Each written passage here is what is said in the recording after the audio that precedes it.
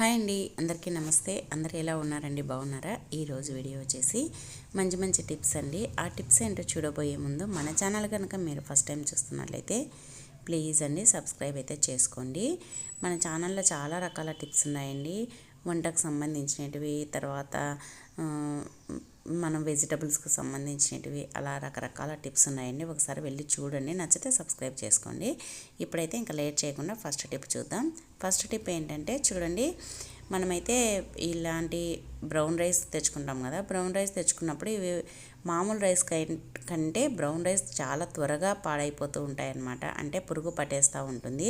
అలా కాకుండా చాలా రోజుల వరకు ఫ్రెష్గా ఉండాలంటే ఏం చేయాలంటే చూడండి, మనం బ్రౌన్ రైస్ తెచ్చుకున్నప్పుడు ఇలా ఒక డబ్బాలో పోసి పెట్టుకుంటాం కదా. డబ్బాలో పోసి పెట్టుకున్న తర్వాత ఇలా బిర్యానీ ఆకు కనుక కలిపి పెట్టేసినామంటే పురుగు అనేది పట్టకుండా ఉంటుంది. మామూలు రైస్కి అయితే మనం పౌడర్ అలా కలుపుతాం కదా, దీనికైతే ఇలా బిర్యానీ ఆకులు కలిపి పెట్టండి. ఎన్ని రోజులున్నా పురుగు అనేది పట్టకుండా ఉంటుంది ఆ ఆకుల ఘాటుకి. టిప్ నచ్చితే వీడియోని లైక్ చేయండి. నెక్స్ట్ టిప్ అండి, చూడండి, మనమైతే పాలు కాంచుతూ ఉంటాము. పాలు అన్నీ వాడిన తర్వాత కొన్ని పాలు ఇలా కొన్ని అయితే మిగిలిపోతూ ఉంటాయి. వాటిని అయితే మనం ఈ టీ చేసుకోవడానికి సరిపోవు, అలా అని పడేయలేము కదా. అలాంటప్పుడు దీన్ని ఇలా యూజ్ చేసుకోవచ్చు. కొన్ని పాలు ఉన్నప్పుడు, అలాగే ఈ గిన్నెకంతా మీగడ పట్టినప్పుడు దీన్ని కడగాలని కూడా చాలా టైం పడుతుంది. అలా కాకుండా ఇలా అయితే చేసుకుంటే మనకు రెండు రకాలుగా యూజ్ అవుతుంది అనమాట. చూడండి, మనమైతే ఆ గిన్నెలో ఆ పాలు వేస్ట్ కాకుండా పిండి వేసేసి, మనం కనుక చపాతీ పిండి కలుపుకునేటప్పుడు ఇలా కలిపేసినామంటే పిండి బాగా కలుస్తుంది. తర్వాత ఆ గిన్నెలో ఉండే పాలు, తర్వాత ఆ గిన్నెకు ఉండే మీగడ అదంతా వేస్ట్ కాకుండా పిండిలో కలిసిపోతుంది. పిండి కూడా చాలా స్మూత్గా వస్తాయన్నమాట చపాతీలు పాలు వేసి ఇలా మనం కలపడం వల్ల, పాల గిన్నెలో కలపడం వల్ల. తర్వాత ఈ గిన్నె కూడా మనం రుద్ది కడగాల్సిన అవసరం లేకుండా ఆ పాలు, పెరుగుది, మీగడది అంతా ఈ పిండిలో కలిసిపోతుంది కాబట్టి గిన్నె కడగడం కూడా ఈజీ అవుతుంది. ఇలా రెండు రకాలుగా అయితే యూజ్ చేసుకోవచ్చు అనమాట. టిప్ నచ్చిందని అనుకుంటున్నానండి. నచ్చితే మాత్రం వీడియోను లైక్ చేయండి. ఏ టిప్ నచ్చిందని కూడా తప్పకుండా కమెంట్ బాక్స్లో అయితే కమెంట్ చేయండి. నెక్స్ట్ టిప్ అండి, చూడండి, మనమైతే కాఫీ అయితే తాగుతూ ఉంటాం కదా, ఫిల్టర్ కాఫీలని అవి ఇవి. కానీ ఇలా బాటిల్ కాఫీ తాగకపోతే వెంటనే తాగేసేసేయండి, చాలా చాలా బాగుంటుంది. అది ఏంటంటే మనమైతే ఒక చిన్న బాటిల్ అయితే తీసుకోండి. ఆ బాటిల్లో మనకు ఎన్ని కప్పులకు కావాలనో అన్ని కప్పులకు సరిపడేటంత బ్రూ పొడి అయితే వేసుకోండి. నేనైతే 2 కప్పులకు అయితే వేస్తున్నాను. ఇలా వేసిన తర్వాత దీంట్లో ఏం చేయాలంటే మనము పంచదార వేసుకోవాలన్నమాట. చూడండి, మనమైతే 2 కప్పులకు వేస్తున్నాం కాబట్టి నేను 2 స్పూన్ల పంచదార అనేది వేస్తున్నాను. మనం ఇంకా ఎక్కువ కావాలంటే ఎక్కువగా వేసుకోవచ్చు, తక్కువగా కావాలంటే తక్కువగా వేసుకోవచ్చు. కానీ చాలా చాలా బాగుంటుంది, కొత్తగా ఉంటుంది, టేస్ట్ అయితే ఎక్సలెంట్గా ఉంటుందన్నమాట. సూపర్గా ఉంటుంది. ఒకసారి మీరు కూడా తప్పకుండా ట్రై చేయండి. తర్వాత పంచదార కూడా వేసినాక కొద్దిగా హాట్ వాటరు, గోరువెచ్చని వాటర్ వేయండి. వేసి చక్కెర, కాఫీ పొడి, హాట్ వాటరు 3 బాగా కలిసేటట్టు ఇలా షేక్ చేయండి. ఇలా 1 నిమిషం షేక్ చేసినామంటే ఇది అంతా ఫోమ్ మాదిరి వచ్చేస్తుంది అనమాట. చూడండి, ఇలా అంటుంటేనే కనిపిస్తుంది కదా. షుగర్ కూడా పూర్తిగా కరిగిపోయి బాగా ఫోమ్ మాదిరి వచ్చేస్తుంది అనమాట. చూడండి, షుగర్ మెల్ట్ అయిపోయింది బాగా. ఇప్పుడు మనం దీన్ని 1 కప్పు తీసుకొని, మనం ఏ కప్పులో అయితే కాఫీ తాగాలనుకుంటున్నామో ఆ కప్పు అయితే తీసుకోండి. దాంట్లో ఫస్ట్ కొద్దిగా ఇదైతే మనము ఇలా ఫోమ్ మాదిరి వచ్చింది కదా, దాన్ని అయితే వేసేసుకోండి. తర్వాత వేడి పాలు పోసుకోండి.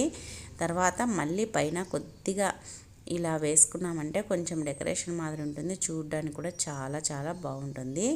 ఇంకా ఇలా వేసుకొని ఒకసారి స్పూన్తో కలిపేసేసేయండి. స్పూన్తో కలిపినామంటే మొత్తం కింది నుంచి పై వరకు బాగా కలిసిపోతుందన్నమాట.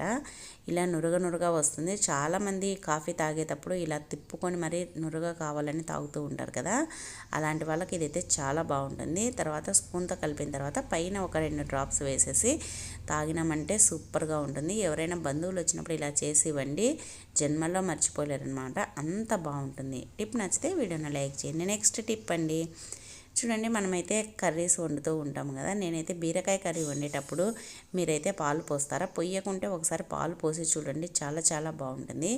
ఇలా కూర అంతా దగ్గరికి పడిన తర్వాత ఒక టీ గ్లాస్ కానీ, ఒక హాఫ్ టీ గ్లాస్ కానీ, మనకు కూర క్వాంటిటీని బట్టి పాలు కనుక దించే ముందర కనుక పాలు పోసేసి బాగా కలిపేసి కొద్దిగా కొత్తిమీర కన్నా చల్లి దించినామంటే చాలా చాలా బాగుంటుందండి. ఈ కర్రీ రైస్ లేకైనా రోటీస్ లేకైనా వేటి లేకెత్తున్నా సూపర్గా ఉంటుందన్నమాట.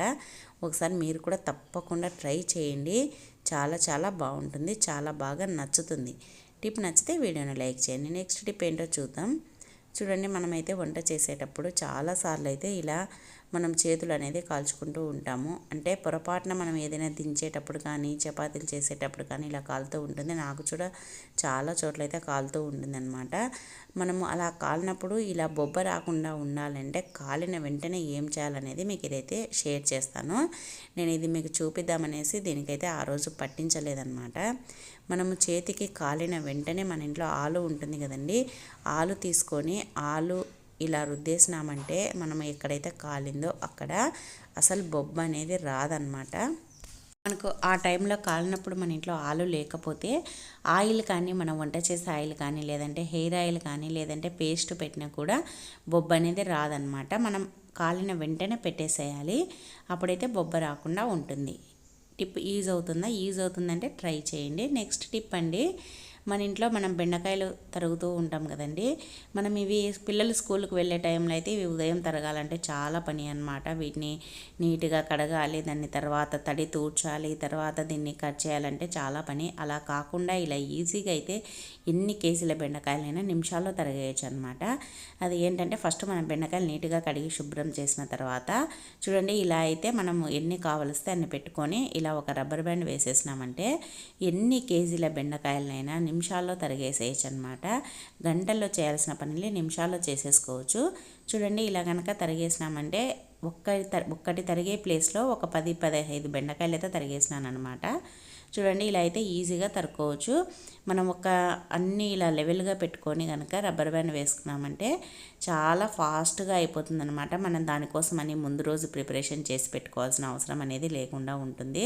మామూలుగా అయితే చాలామంది నైటే కట్ చేసి ఫ్రిడ్జ్లో పెట్టేస్తుంటారు కదా, అలా కాకుండా ఇలా మనం అప్పటికప్పుడైనా కూడా ఇలా రబ్బర్ బ్యాండ్ వేసుకొని కనుక తరిగేసినామంటే ఎన్ని కేజీల బెండకాయలైనా కూడా ఈజీగా తరిగేసుకోవచ్చు అనమాట. ఇంకా పావు కేజీ, అర కేజీ అయితే నిమిషాల్లో తరిగేసుకోవచ్చు. అస్సలు టైం అనేది వేస్ట్ కాకుండా ఉంటుంది. మనము ఉదయం పూట హడావిడి పడకుండా ఏం టెన్షన్ లేకుండా ఉదయమే తరిగి చేసుకోవచ్చు అనమాట. అందరైతే ఫ్రిడ్జ్ ఉండే వాళ్ళే ఉన్నారు కదండి. అలాంటప్పుడు ఇలా మనము ఉదయాన్నే కూడా ఇలా రబ్బర్ బ్యాండ్ వేసి తరిగేసుకున్నామంటే కేజీలైనా తరగవచ్చు. టిప్ నచ్చిందా? నచ్చితే వీడియోను లైక్ చేయండి. నెక్స్ట్ టిప్ అండి, మనం జీడిపప్పులు అయితే ప్రతిరోజు మార్నింగ్ అయితే పిల్లలకు పెడుతూ ఉంటాం కదా. ఒట్టివి తినమంటే పిల్లలు మారం చేస్తారు. మనమైనా కూడా పెద్దవాళ్ళైనా కూడా ఒట్టివి తినడానికి అంతగా ఇష్టపడమన్నమాట. అలాంటప్పుడు కొద్దిగా ఒక చిన్న కడాయి పెట్టి కొద్దిగా నెయ్యి వేసి దాంట్లో జీడిపప్పులు వేసేసి పూర్తిగా సిమ్లో పెట్టేసి ఇలా గనక బాగా కలుపుతూ వేయించుకోవాలన్నమాట. ఒక సైడే అలానే పెట్టేసినామంటే ఒక సైడ్ మాడిపోతాయి. అలా కాకుండా కలుపుతూ ఇలా సిమ్లో పెట్టేసుకొని కలుపుతూ వేయించుకోవాలి. బాగా వేగిన తర్వాత ఏం చేయాలంటే చూడండి, ఇలా బ్రౌన్ కలర్గా వచ్చిన తర్వాత దీంట్లో చిటికెడు ఉప్పు, చిటికెడు కారం వేసేసుకొని స్టవ్ ఆఫ్ చేయాలి. స్టవ్ ఆఫ్ చేసిన తర్వాత దీన్ని ఒక ప్లేట్లోకి తీసుకొని మనం కనుక చల్లారిన తర్వాత మనం కనుక దీన్ని పిల్లలకి ఇచ్చామంటే పిల్లలు రోజు అయినా తింటారనమాట. ఎన్నిసార్లు పెట్టినా తింటారు, వద్దు అని అస్సలు అనరనమాట. పిల్లలు తిననప్పుడు జీడిపప్పులు ఇలా అయితే వేయించి ఇవ్వండి, ఇష్టంగా తింటారు, పిల్లలైనా పెద్దలైనా ఎవరైనా సరే. నెక్స్ట్ టిప్ అండి, నెక్స్ట్ టిప్ ఏంటంటే చూడండి, మనమైతే క్యారెట్ తెచ్చుకుంటాం కదా. క్యారెట్ కొద్దిగా తెచ్చుకున్నప్పుడు అయితే పర్లేదు, కానీ ఎక్కువగా తెచ్చుకున్నప్పుడు దాన్ని కర్రీ చేసుకోలేకపోయినా లేదంటే మనము జ్యూస్ చేసుకుంటూ ఉంటాము. జ్యూస్ పొరపాటున అంటే ఎక్కడికైనా ఊర్లోకి వెళ్ళి చేసుకోలేనప్పుడు ఇలా ఇదైతే వేస్ట్ అయిపోతూ ఉంటుంది కదా. అలా వేస్ట్ కాకుండా ఎన్ని రోజులు ఉన్నా 1 మంత్ ఉన్నా కూడా ఫ్రెష్గా ఉండాలంటే ఇలా అయితే చెయ్యండి. మన ఇంట్లో ఆనియన్స్ పైన పొట్టు ఉంటుంది కదా, ఆనియన్స్ పైన పొట్టు మనం వంట చేసేటప్పుడు పడేయకుండా ఇలా ఒక కవర్లో కానీ ఒక ప్లేట్లో పెట్టి పక్కకు పెట్టుకున్నామంటే మనం క్యారెట్ తెచ్చుకున్నప్పుడు ఈ ఆనియన్స్ పొట్టు కనుక వేసి తర్వాత క్యారెట్ని వేసేసినామంటే మనం ఇవి ఎన్ని రోజులకు వాడినా కూడా ఫ్రెష్గా ఉంటాయన్నమాట. మనం 1 మంత్ తర్వాత తీసినా కూడా మనం ఇప్పుడు మార్కెట్ నుంచి తెచ్చుకుంటే ఎలా ఉంటాయో అలానే ఉంటాయన్నమాట. టిప్ నచ్చిందా? నచ్చితే వీడియోను లైక్ చేయండి. నెక్స్ట్ టిప్ అండి, లాస్ట్ టిప్ చూడండి. మనమైతే గోబీ తెచ్చుకుంటాం కదా, అది ఫ్రై కానీ లేదంటే పకోడీ కానీ లేదంటే గోబీ మంచూరియా కానీ చేస్తూ ఉంటాం కదా. నేనైతే మా పిల్లలకైతే ఏది అడిగితే అది చేసి పెడతా ఉంటాను అనమాట. గోబీతో అయితే వెరైటీస్. దాన్ని మనము పురుగులు ఉంటాయేమని టెన్షన్ పడుతూ ఉంటాము. అలా కాకుండా పురుగులు ఉన్నాయని టెన్షన్ పడకుండా ఉండాలంటే ఇలా అయితే చేయండి. ఒక స్టవ్ పైన డేక్ష పెట్టి దాంట్లో నీళ్లు పోసి నీళ్లు మరిగిన తర్వాత ఉప్పు పసుపు వేసి బాగా మరిగిన తర్వాత ఇలా గోబీని కనుక వేసి ఒక 2 నిమిషాలు నీళ్ళలో ఉడకనిచ్చేసినామంటే దాంట్లో ఎక్కడ మూలలకు కానీ ఎక్కడ పురుగులు ఉన్నా కూడా ఆ వాటర్ లేక్ అనేది వచ్చేస్తాయి అన్నమాట.